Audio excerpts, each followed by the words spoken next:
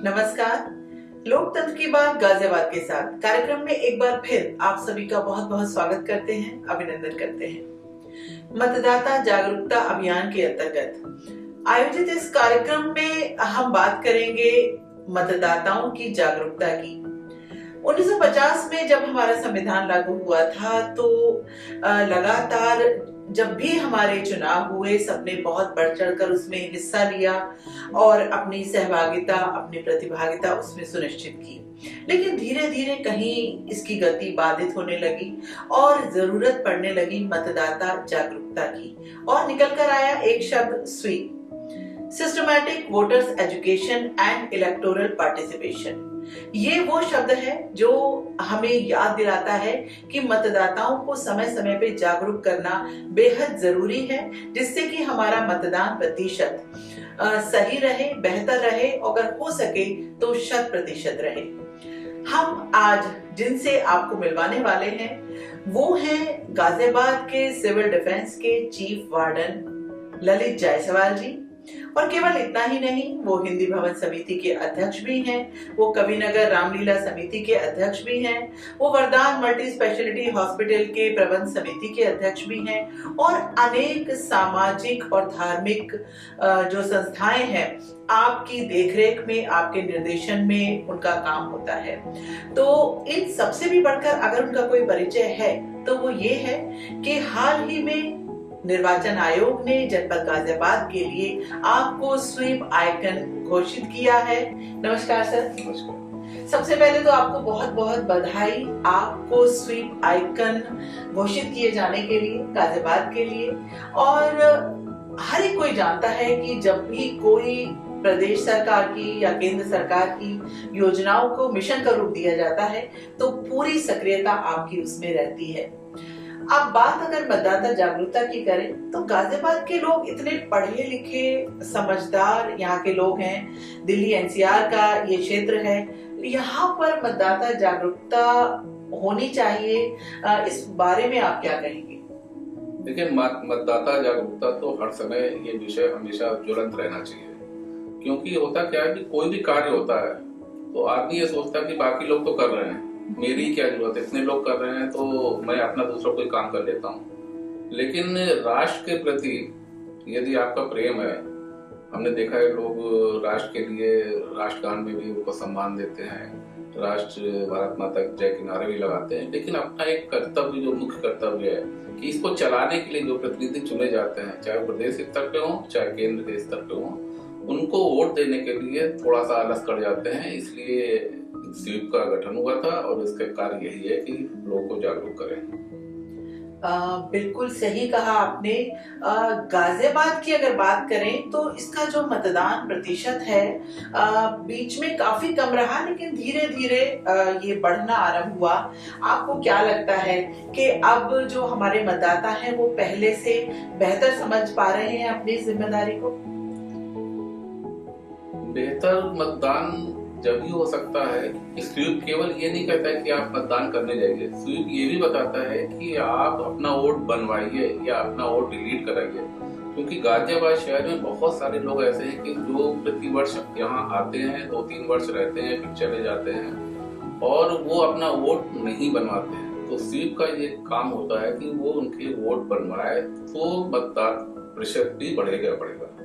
मताधिकार प्रयोग करने की बात है तो कुछ ऐसे भी लोग होते हैं कि जो बहुत जागरूक हैं अपने इस अधिकारों के लिए, लेकिन फिर भी वो नहीं कर पाते। उनमें जैसे कि हमारे जो बहुत बुजुर्ग लोग हैं, 80 साल से ज्यादा की उम्र हो चुकी है, तो क्या प्रावधान हो सकते हैं कि वो अपना वोट दे पाए? चुनाव आयोग ने इस वर्ष से 80 वर्ष से ऊपर जो वृद्ध हैं और जो दिव्यांग हैं और जो कोविड पेशेंट हैं किसी वजह से वो मतदान केंद्र तक नहीं जा सकते हैं, तो एक फॉर्म है 12D, जो आप इंटरनेट पे जाएंगे, इनके साइट पे जाएंगे तो आपको दिखाई देगा, उस पे वो आपको भरना है। और मतदान के लिए पहले से BLO को आपको सूचित करना पड़ेगा। आप घर बैठ कर भी मतदान अपना कर सकते हैं, ये सुविधा दी गई है।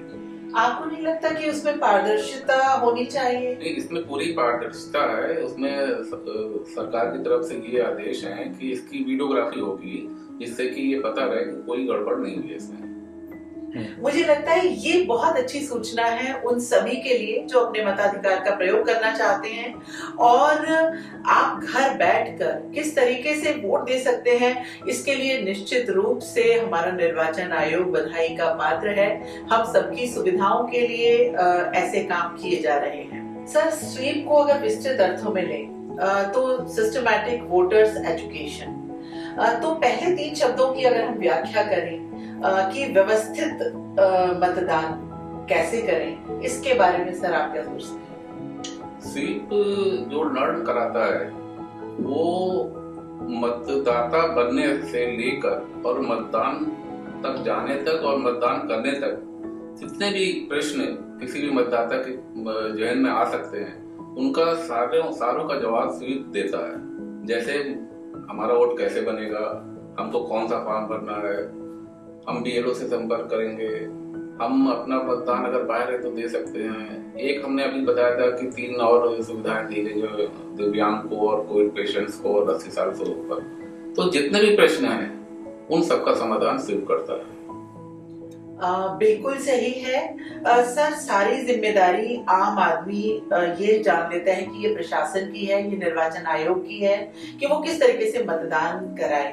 क्योंकि आप स्वीप आइकन हैं तो आम आदमियों की इसमें क्या ड्यूटी बनती है, उसके क्या कर्तव्य हैं, थोड़ा इसके बारे में भी आपसे जानकारी चाहिए। पहले भी मैंने बताया था कि सभी नागरिकों की जो कि मतदान करने के योग्य हो चुके हैं 18 साल से ऊपर, उनको अपनी ड्यूटी निभानी चाहिए और जितने भी उनके मन में जिज्ञासा या क्वेश्चंस हैं, वोट कटवाना है, वोट पढ़वाना है, वो सारे चीज उसका आंसर तो दे ही रहा है। तो उनकी ड्यूटी बनती है कि राष्ट्र के प्रति कि आप अपना प्रतिनिधि चुनने जा रहे हैं तो आप वोट देने जरूर जाए।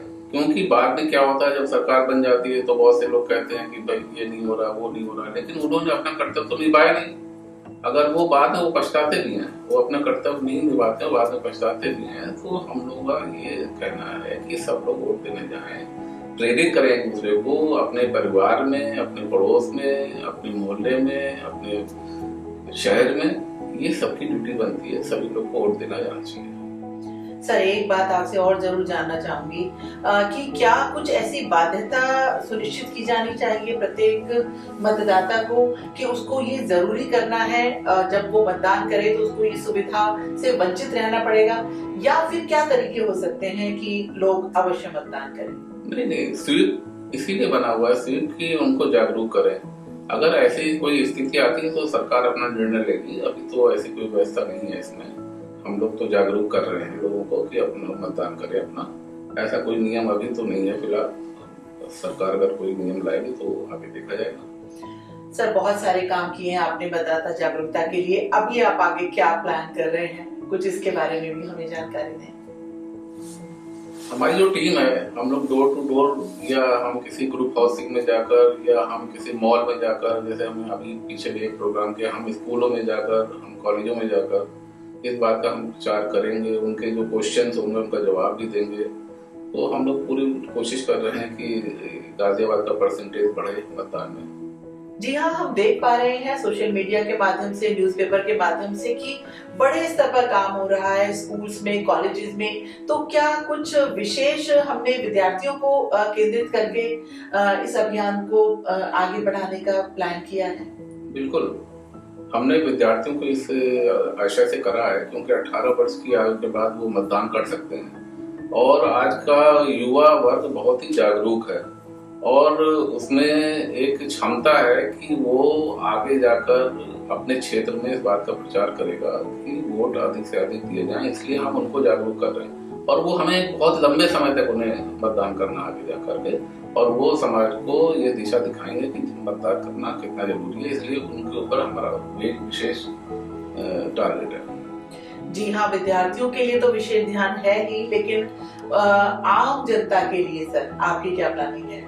जो लोग कम पढ़े लिखे हैं, कम जागरूक हैं, उनके लिए भी आपके पास जरूर कुछ प्लान्स होंगे। हम हर जगह जा रहे हैं, हम शहर के हर कोने में जाएंगे। जो कम पढ़े लिखे, हम उम्मीद करते हैं कि जो सक्रियता है हमारी मतदाता जागरूकता अभियान के अंतर्गत वो अच्छे परिणाम लेकर आएगी और आगामी जो चुनाव होने वाले हैं उसमें मतदान प्रतिशत गाजियाबाद का निश्चित रूप से बढ़ेगा, क्योंकि हमें कोई हक नहीं बनता कि हम किसी भी व्यवस्था या तंत्र को तब तक इल्जाम दें यदि हम अपने कर्तव्यों को पूरा नहीं करते हैं। तो हम सभी जागरूक बने अपने अधिकारों के प्रति और साथ ही साथ अपने कर्तव्यों का निर्वहन भी उसी शिद्दत के साथ करें। तो इसी बात के साथ सर, चलते चलते एक क्या संदेश देना चाहेंगे आप हमारे मतदाताओं को?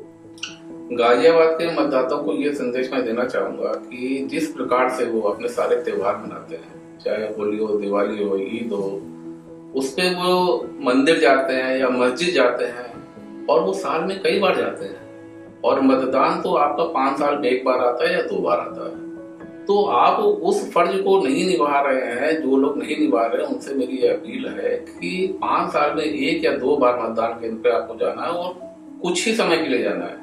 ये नहीं कि आपको पूरे दिन वहां खड़े रहना है। तो मेरी ये अपील है कि जैसे आप अपने और त्योहार मनाते हैं, इस त्योहार को भी आप मनाएं। ये राष्ट्र के प्रति आपका समर्पण होगा। और आप छोटे चुनाव में, आप अपने मोहल्ले वाले चुनाव में भी व्यक्ति को देखते हैं, वोट देने जाते हैं और अच्छी वोटिंग करते हैं। वहां पर भी अपने कॉलेज में भी आप वोट करने के लिए जाते हैं और जो पूरा राष्ट्र जिनको चलाना है उनके लिए आप वोट करने ले जाते हैं। तो मेरा यही अपील है कि आप सभी लोग वोट करने जाएं। बहुत अच्छी बात कही, और हम भी आपसे यही कहेंगे कि लोकतंत्र के उस उत्सव में आप सभी अपनी प्रतिभागिता जरूर सुनिश्चित करें। इसी के साथ आपका यहाँ आने के लिए बहुत बहुत धन्यवाद। धन्यवाद। नमस्कार।